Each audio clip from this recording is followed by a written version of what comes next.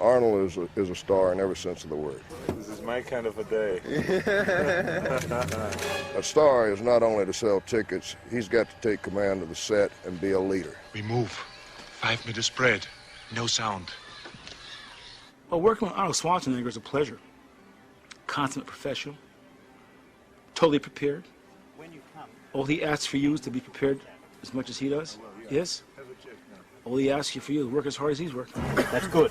Okay. Good. Now, see, that looks like you're diving. Yeah. You know where you're going. Right, okay. And that's fair. People look at him as a natural leader. It helps enormously the movie company if somebody like Arnold walks out there and deals with the water, deals with the mud, deals with the rain, all the mosquitoes, the heat, the whatever, and takes it on like, hey, what are we going to do today?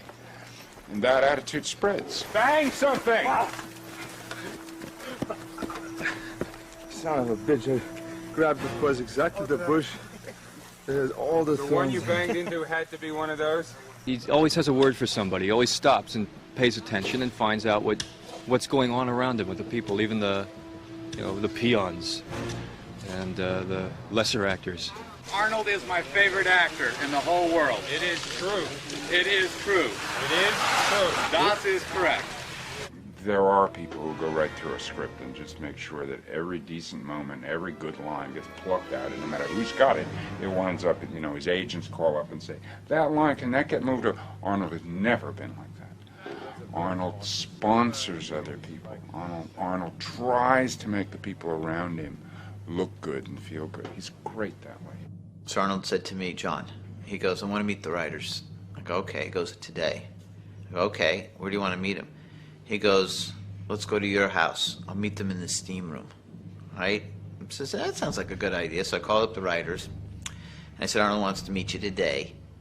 You better bring your bathing suits or a towel.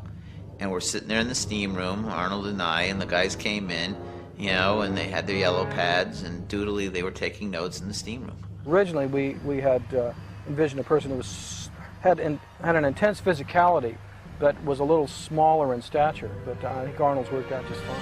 What's a little bit of something about who this guy is? Oh, he's like Joel Silva. He's like really ballsy. He's the top of the line. He's incredible.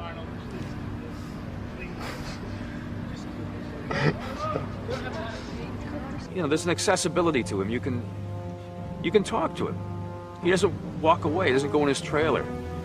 He offers you something to eat. I remember the Mexican guide that we had. He took his kids out pony riding one day. You think, this guy has gone through and known things I never will. And so you assume an intimidation factor. But in fact, it's not there with him. He's very open. He's very accessible. And he's a lot of fun. He just sits there chomping a cigar. He tells jokes. Where's my stogie?